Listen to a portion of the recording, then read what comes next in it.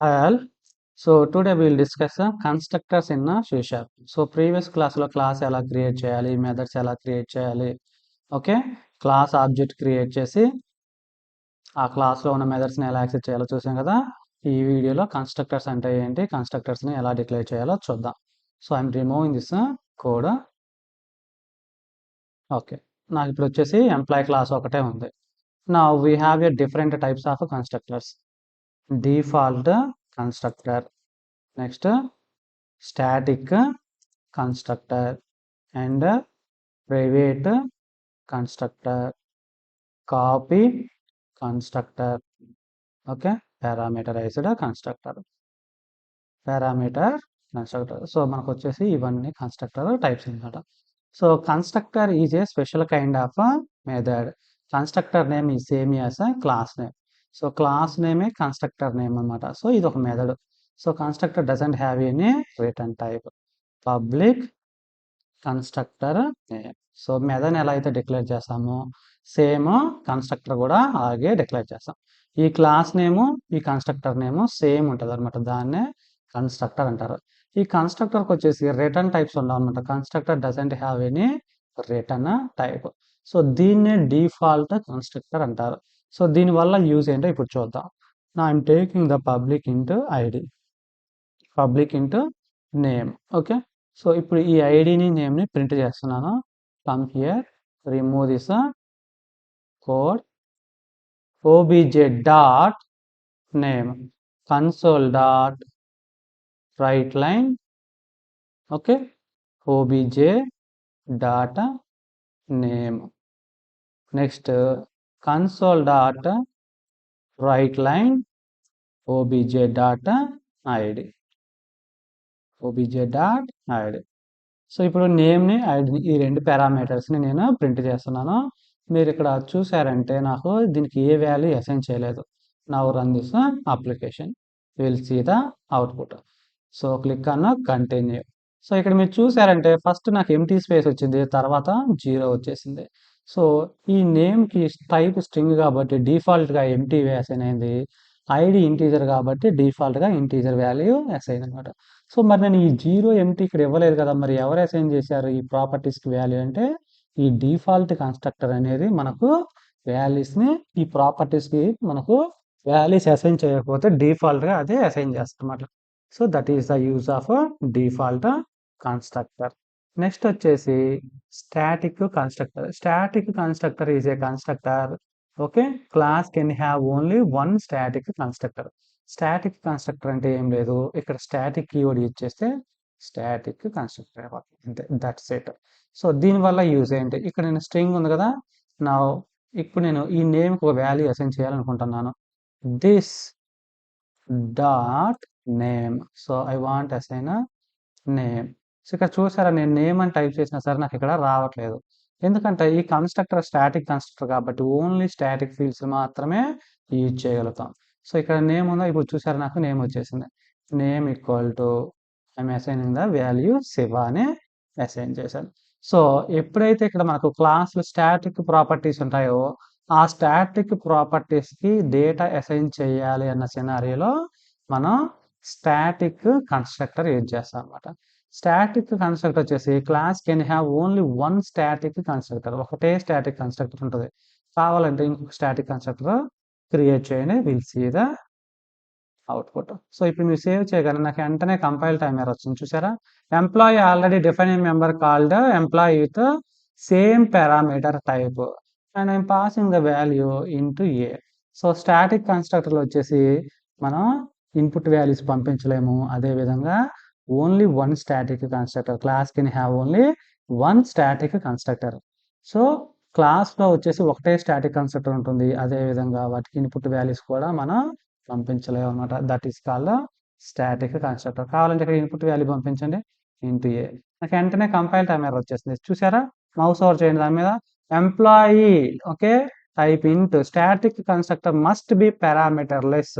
Parameter less అంటే parameters పంపించము, దీనికి parameters add చేయము అని మీనింగ్ అనమాట. దీన్నే స్టాటిక్ కన్స్ట్రక్టర్ అంటారు. సో దీనివల్ల యూజ్ ఏంటి అంటే ఈ క్లాసులో ఏవైతే స్టాటిక్ ఫీల్డ్స్ ఉన్నాయో దానికి ఆబ్జెక్ట్ క్రియేట్ చేయాల్సిన అవసరం, ఆబ్జెక్ట్ క్రియేట్ చేయకుండా డైరెక్ట్గా యాక్సెస్ చేయొచ్చు. సో ఇప్పుడు ఆబ్జెక్ట్ క్రియేట్ చేసా కాబట్టి ఎర్రర్ వచ్చేస్తుంది. ఇక్కడ నేను ఏం చేస్తున్నానంటే employee without create object to the class object create చేయకుండా ఆ స్టాటిక్ మెంబర్స్ని మనం యాక్సెస్ చేసుకోగలుగుతాం అనమాట. Now run this application we'll see the output it is working or not. Click అన్న continue. Now see we're able to print the Shiva. Okay, ఎందుకంటే ఇక్కడ శివ అనే వాల్యూ నేను ఆల్రెడీ ఇనిషియలైజేషన్ చేశాను. ఇది స్టాటిక్ మెంబర్ కదా, సో స్టాటిక్ ఫీల్డ్ కాబట్టి static కన్స్ట్రక్టర్లో వాల్యూని అసైన్ చేశాను. దీన్ని స్టాటిక్ కన్స్ట్రక్టర్ అంటారు. ఆ తర్వాత ప్రైవేట్ కన్స్ట్రక్టర్ అంటే ఏంటంటే సో క్లాస్ ఆబ్జెక్ట్ క్రియేట్ చేయలేము అనమాట, దాన్నే ప్రైవేట్ కన్స్ట్రక్టర్ అంటారు. సో ఇక్కడ ఏం చేయాలంటే జస్ట్ ప్రైవేట్ కీవర్డ్ యూజ్ చేయండి, యూస్ ద ప్రైవేట్. సో ఎప్పుడైతే ఈ క్లాస్ ప్రైవేట్ అని యూజ్ చేసామో ఇక ఈ క్లాస్కి మనం ఆబ్జెక్ట్ క్రియేట్ చేయలేము అనమాట. నా కంపేర్ చూసారా, నేను ఎప్పుడైతే ఎంప్లాయీ క్లాస్కి ఆబ్జెక్ట్ క్రియేట్ చేశానో వెంటనే నాకు కంపైల్ టైమ్ ఎర్రర్ వచ్చేసింది. So we can not create instance to the private constructor class. మరి దీనివల్ల యూజ్ ఏంటంటే ఈ క్లాసులో ఓన్లీ స్టాటిక్ మెంబర్స్ మాత్రమే ఉండాలి. అలాంటి సినారియోలో మాత్రమే మనం ప్రైవేట్ కన్స్ట్రక్టర్ని యూజ్ చేస్తాం అనమాట. దీన్నే ప్రైవేట్ కన్స్ట్రక్టర్ అంటారు. నెక్స్ట్ వచ్చేసి copy constructor. First parameter constructor అంటే ఏంటో డిస్కస్ చేద్దాం. పారామీటర్ కన్స్ట్రక్టర్ అంటే ఏం లేదు, సో దీంట్లో పారామీటర్స్ పాస్ చేస్తే దాన్నే పారామీటర్ కన్స్ట్రక్టర్ అంటారు. String name. సో ఇక్కడ ఈ నేమ్ ఏం చేస్తున్నానంటే ఈ నేమ్ ప్రాపర్టీకి అసైన్ చేస్తాను నేమ్. సో దీన్నే పారామీటరైజ్డ్ కన్స్ట్రక్టర్ అంటారు అనమాట. అంటే ఈ స్ట్రింగ్ మన మెథడ్స్కి ఇంట్ పారామీటర్స్ పాస్ చేస్తాంగా సేమ్ అదే విధంగా కన్స్ట్రక్టర్ కూడా పారామీటర్స్ని పాస్ చేస్తాం.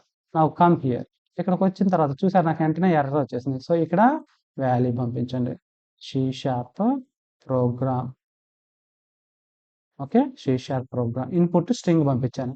సో ఇప్పుడు నేను ఏం చేశాను, ఈ ఇన్పుట్ వాల్యూ వచ్చేసి ఈ నేమ్ అనే ఫీల్డ్కి అసైన్ చేశాను. సో ఇప్పుడు నేను ఈ నేమ్ని ప్రింట్ చేస్తాను. console.write line name. Now run this application we'll see the output. Click అన్న continue. Now see C# program is printed. So ఇట్లా మనకు ఎన్ని పారామీటర్స్ అని పాస్ చేయొచ్చు, ఒకటే కదా మనకు. ఇప్పుడు నేను ఒక వాల్యూ పాస్ చేశాను కదా, సో అలా కాదు, మనం రెండు వాల్యూస్ని కూడా పాస్ చేసాం. కాపీ తీసుకొని paste here. So string first name sorry comma string last name. So ఇట్లా మనకు ఎన్ని పారామీటర్స్ అయినా పాస్ చేయొచ్చు అనమాట. So I'm taking the one more value here, first name last name, first name last name. Now add values here, first name equal to first name, అదేవిధంగా last name equal to last name. Now remove this value, save this one. So ఇప్పుడు ఈ కన్స్ట్రక్టర్ని ఎలా call చేయాలి, ఇక్కడ రెండు input parameters ఉన్నాయి కాబట్టి ఇక్కడ రెండు ఇన్పుట్ పారామీటర్స్ పాస్ చేస్తాం. కామా పెట్టేసి ట్రైనింగ్ అని పెడుతున్నా, C# ప్రోగ్రామింగ్ ట్రైనింగ్. నా I want print this first name last name value. Program dot first name $.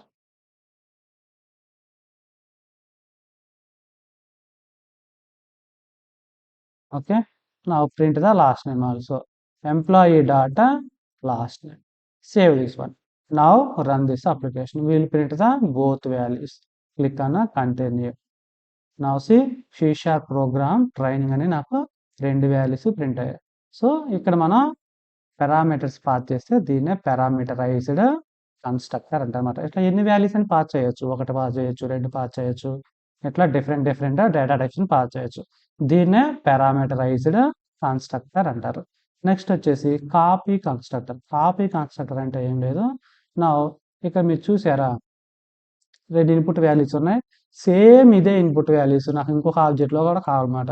అప్పుడు మళ్ళీ ఆబ్జెక్ట్ క్రియేట్ చేసి మళ్ళీ ఇన్పుట్ వాల్యూస్ పంపించకుండా ప్రీవియస్గా ఏదైతే డేటా ఉందో ఆ డేటాని కాపీ చేసుకోవడం, కాపీ చేయడాన్ని కాపీ కన్స్ట్రక్టర్ అంటారు. How to create a copy constructor. Now copy this one and paste here. ఇక్కడ కాపీ కన్స్ట్రక్టర్ క్రియేట్ చేస్తున్నాం, కాపీ కన్స్ట్రక్టర్. సో ఈ కాపీ కన్స్ట్రక్టర్లో ఏం చేస్తామంటే ఆ క్లాస్ నేమ్ని ఇన్పుట్కి పంపిస్తాం, దాన్నే కాపీ కన్స్ట్రక్టర్ అంటారు. ఎంప్లాయీ. సో ఇక్కడ ఇన్పుట్ పారామీటర్స్ బదులు ఆ క్లాస్ని ఆబ్జెక్ట్గా పంపిస్తాం అనమాట, ఇన్పుట్గా పంపిస్తాం. నా employee dot first name. So ఇదేంటి స్టాటిక్ కదా, so remove this values, save this one. Employee dot first name, అదేవిధంగా employee dot last name. So ఇక్కడ ఈ పంపించిన ఇన్పుట్ వాల్యూస్ ఏం చేస్తామంటే ఈ క్లాస్లో ఉన్న ప్రాపర్టీస్కి అసైన్ చేశాను. సో ఈ ఆబ్జెక్ట్ నేను కాపీ చేసుకుంటున్నాను. నా కమ్ హియర్, నా I want copy this values. So I'm creating the one more object, employee obj1 equal to new employee. ఈ ఎంప్లాయీలో ఏం చేస్తానంటే ఈ ఆబ్జెక్ట్ ఫస్ట్ క్రియేట్ చేసాం కదా, ఆ ఆబ్జెక్ట్ని ఇన్పుట్గా పంపిస్తున్నాను అనమాట. దీన్నే కాపీ కన్స్ట్రక్టర్ అంటారు. సో ఇక్కడ ఏం చేస్తున్నానంటే obj1 డాట్ అంటే నాకు వాల్యూస్ డేటా ప్రీవియస్గా పంపించిన డేటా వచ్చేస్తుంది అనమాట. obj1 dot first name, obj1 dot last name. ఇక్కడ ఈ ఓబీజీలో ఏం చేస్తున్నాను, C#ప్రోగ్రామింగ్ ఇక్కడ ట్రైనింగ్ ఇచ్చాను. ఓకే, సో ఇదే డేటాని నేను obj1లో కాపీ చేసుకున్నాను. ఎట్లా కాపీ చేసుకుంటున్నా, ఈ ఆబ్జెక్ట్ని ఈ కన్స్ట్రక్టర్లో పాస్ చేస్తున్నా, అంటే ఈ డేటాని ఈ డేటాలోకి కాపీ చేసుకుంటున్నట్టు మాట మీనింగ్. దీన్నే కాపీ కన్స్ట్రక్టర్ అంటారు. ఓకే, సో ఇప్పుడు నేను ఇక్కడ చూసారా obj1 dot first name, obj1 dot last name.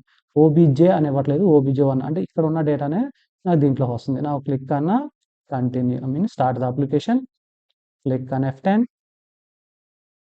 ఇక్కడ obj1 మీద మౌస్ ఓవర్ చేయండి. చూసారు నాకు ఫస్ట్ నేమ్ C#ప్రోగ్రామింగ్, లాస్ట్ నేమ్ ట్రైనింగ్ వచ్చేసింది. క్లిక్ అన్న కంటిన్యూ. సో దీన్నే కాపీ కన్స్ట్రక్టర్ అంటారు అనమాట. సో టోటల్గా మనకు వచ్చేసి కన్స్ట్రక్టర్స్ ఎన్ని ఉంటాయి, default constructor, static constructor, private constructor, copy constructor, parameterized constructor. టోటల్గా 5 టైప్స్ ఆఫ్ కన్స్ట్రక్టర్స్ ఉంటాయి. సో ఈ ఇంటర్వ్యూ క్వశ్చన్లో మనకు చాలా ఇంపార్టెంట్, రియల్ టైంలో కూడా మనం ఈ కన్స్ట్రక్టర్స్ని ఎక్కువగా యూజ్ చేస్తాం అనమాట. Okay friends, thanks for watching the video. Have a nice day.